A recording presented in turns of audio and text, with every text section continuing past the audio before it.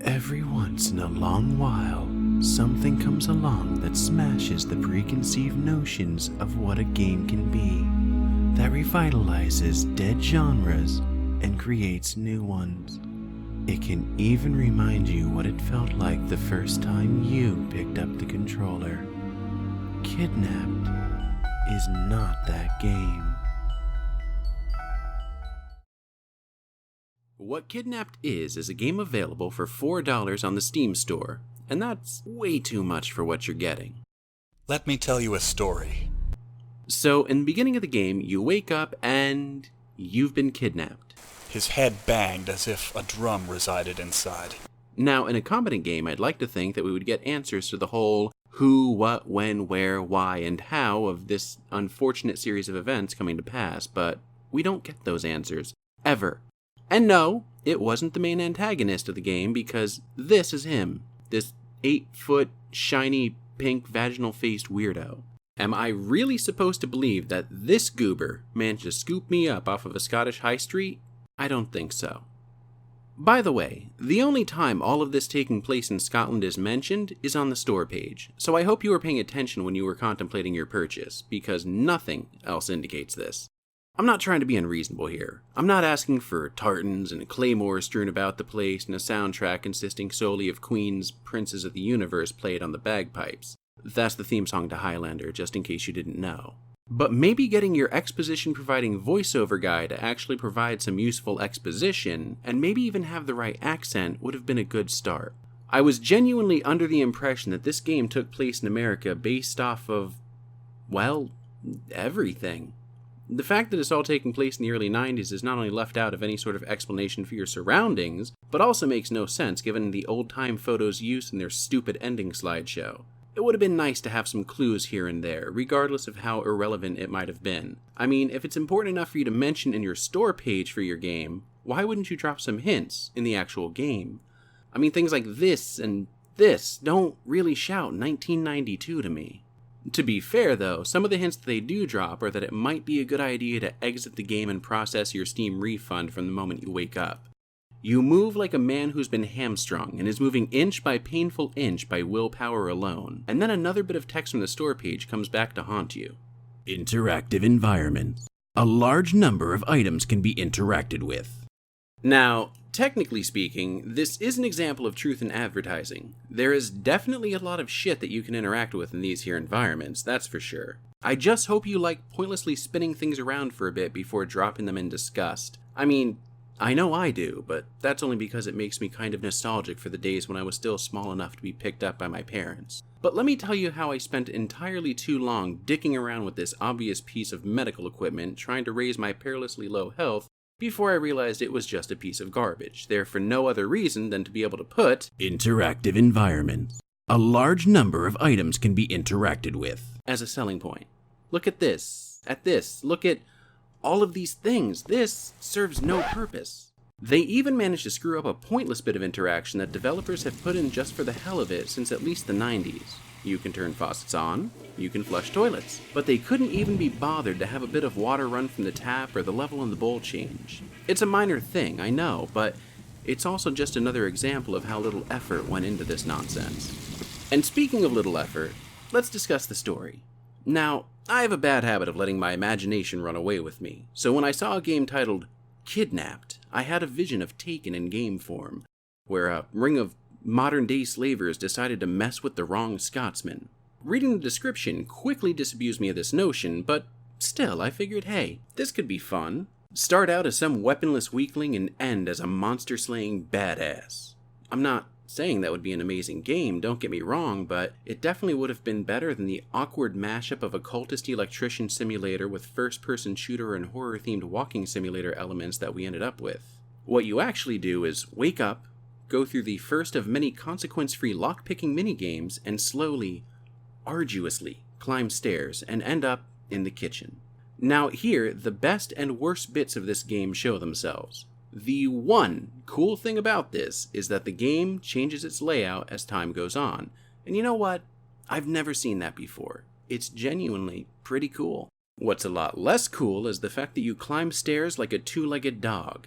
at a snail's pace, unless of course you've mastered the art of the bunny hop. Also questionable is the fact that this homeowner is apparently really big on the whole connected home concept, and has locked the door to his basement with a Raspberry Pi. Now it's up to you to collect the 5 mystical circuit pins.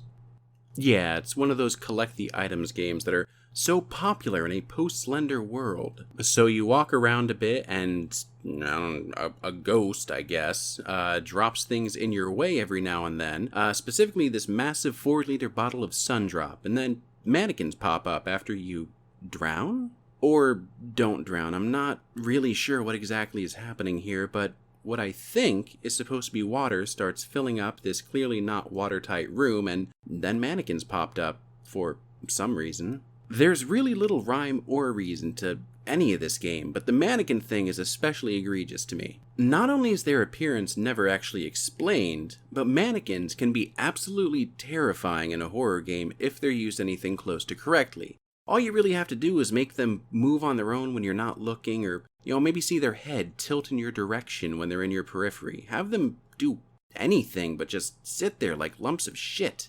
Also pointless is something I've dubbed the Satan Room, in which you can experience such exciting things as shackles, Gregorian chants, random bloodstains, candles, and poison, and pentacles, and what actually happened here?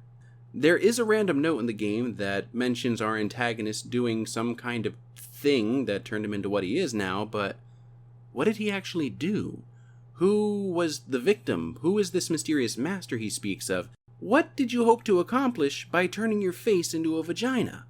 So like just about everything else in this game, there's no reason given for any of that. And to cut out a lot of creeping around and a few close encounters with this guy and his shapely ass, you finally found all the circuit pins, and you can now discover what secrets lay hidden in the basement. You bypass his lock, which is just another example really of why government-mandated backdoors are a bad thing, and are greeted by this. Now, I would like to say that I jumped in fear or chuckled derisively or did something, anything, other than just heave a resigned sigh and frown in disappointment, but that would be lying. For some reason, Strawman here, known for co-starring roles in just about every single webcomic ever, doesn't kill you, but knocks you out and locks you in another basement. Well, not the basement. The basement is actually really teeny tiny, which I thought was kind of odd for such a massive mansion, but then again, there were also 2 other tiny basements I came across, so maybe it adds up. Either way, there is now a massive network of tunnels for you to explore under the house. Where did they come from? Who dug them? Why are they populated with more mystical things for you to find and collect? Modernist sculptures in this case. You don't actually collect them so much as you poke them to activate their LED backlighting. There are no answers. Stop expecting answers. These questions are completely rhetorical. Instead of answers, you get an intense power walking scene, get knocked out again, find a gun with the absolutely stupidest reload animation I have ever seen, and get to blast on more strawmen than your personal favorite political figure, and then burst outside into freedom and fresh air. Maybe freedom's a little bit of an overstatement. Now you're going to go on a hunting expedition. But why? I mean, among all the things I despise about this game, this has got to rank near the absolute top. You don't want to tell me how this guy walked into town and whisked me away to his rape basement? Fine. You want to throw things from different times in the 20th century to confuse me about what year it is? Okay. You want to be lazy with your animations? Go for it. Maybe that explains why our character didn't just put out a window and leg it in the first place. But we know from the pop culture room earlier that we aren't that far from town, and here, right here, are houses and cars, and one could presume working telephones or something that could get us away from this place. But instead, we take a page out of the Oregon Trail and wrangle up some deer and foxes and rabbits and bears, and by the way, I may be mistaken here, but there are no bears in Scotland. None. Near as I'm able to tell, they went extinct in the prehistoric period. I mean, there is the Rangers Football Club based in Glasgow, that place where people keep getting hit in the face with bottles, and they're called the Teddy Bears, but you probably wouldn't want to shoot and skin them, unless, according to my reading, you're an Aberdeen supporter, but I don't know. I'm American. We play football with our hands like heathens. So after passing house after house and car after car, you throw what is probably a few 100 pounds of bloody animal pelts on some altars, and for some reason, this causes giant magic statues to clip up through the ground and open the church gate. Stirling, Scotland really does have some very strange home security measures in place. Before I take this any further, something is bothering me. In addition to your mysterious skills in lockpicking, how do you know how to skin animals? That strikes me as a bit of an acquired skill. Are the Scots really just a bunch of bloodthirsty thieves apt to unlawfully enter your home and skin your pets at any given moment? I'm sure according to the English they are, but really that can't be... Wait a second.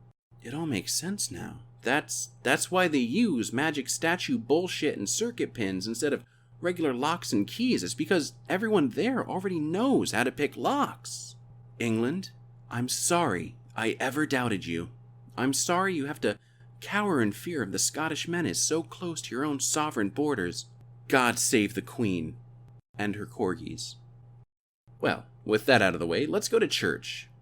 Which is locked, but not very securely, because they just left the key sitting under this gravestone here, which is apparently on rails, so I guess that's handy. I guess I wouldn't be so wild about making sure the door was secure when anyone trying to get in would have to genocide all of the forest's creatures just to get through the front gate. But then again, if that's the case, why lock the door in the first place? I don't know. It doesn't matter.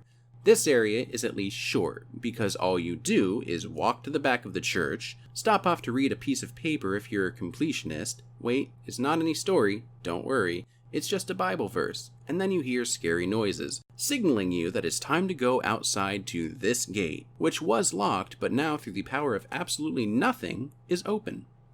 And here you find a nicely written note basically saying, "Hey, you're the chosen one. Put down the gun.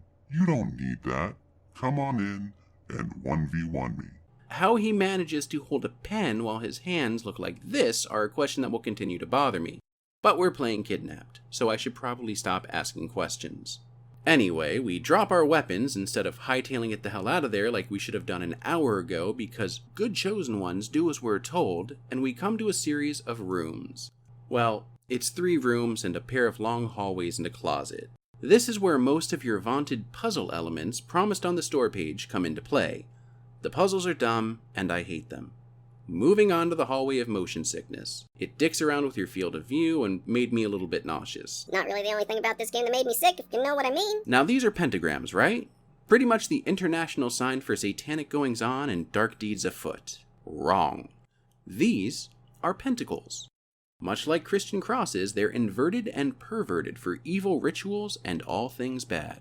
At least that's my understanding. I'm no occultist, electrician, or otherwise, so I'm not certain. I do know that a lot of modern-day witches and pagans tend to be a little bit on the older and heavier side and get involved in orgies in the forest, though, or some of them do? Maybe the internet lied to me. I don't know. Don't hex me, okay?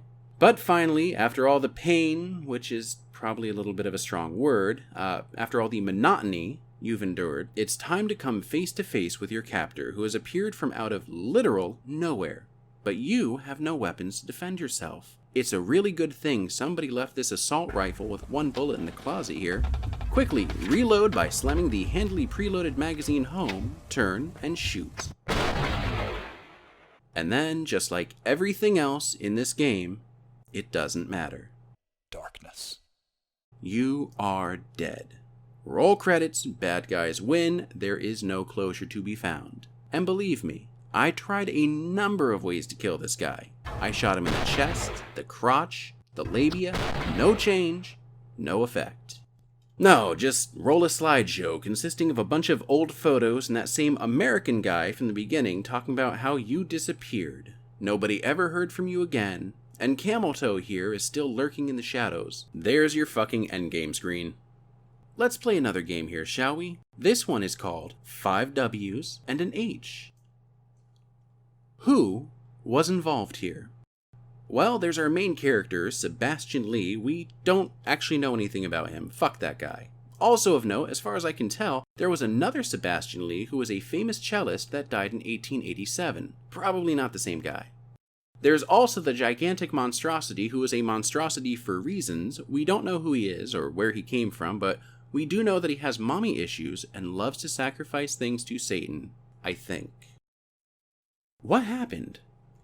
Well, you were kidnapped. Apparently by this guy who I'm sure was wholly capable of walking into town and strolling off with you slung over his shoulder. Seriously, how did he do it? Did he ambush you in an alley? How did he cart you home? And why did nobody call the police on the gigantic pussy monster absconding with a struggling man slung over his back?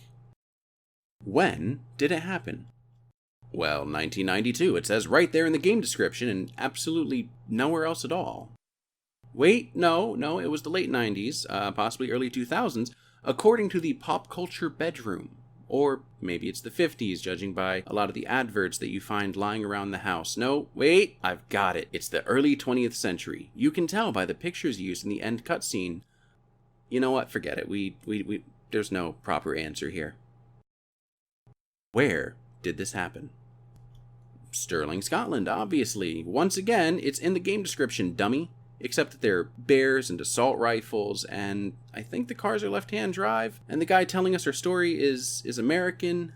Our story is almost at its close, but from one last section. Maybe things were different back in the heady days of 1992, or whenever the fuck this happened. Why did this happen? It's pretty clear that you were kidnapped because you're the chosen one, I guess? Okay, I'm not really sure why you were kidnapped. I'm not really sure how that came about. I can certainly tell you why your antagonist is a giant knockoff of the Resident Evil Lickers. Never mind, that's more difficult than I thought. Well, it's abundantly clear that you can't run away because if you did... You know what? Let's move on to the next question. How were you kidnapped? How was this guy turned into this? How do you know how to skin animals and throw their fur on altars? And how does doing that let you go to church? How did this game make it onto Steam? Thanks, Greenlight. You know what? Fuck it. I don't know. It doesn't matter. Nothing about this game actually matters. There's no mythology or coherent backstory to be found. The game doesn't even seem to know what year it takes place in. It's kind of like your senile old grandmother. It's confused and you feel really bad for it, but you just don't know what you can do to make it better. It's $3.99 on Steam right now, and that's $3.90 too much.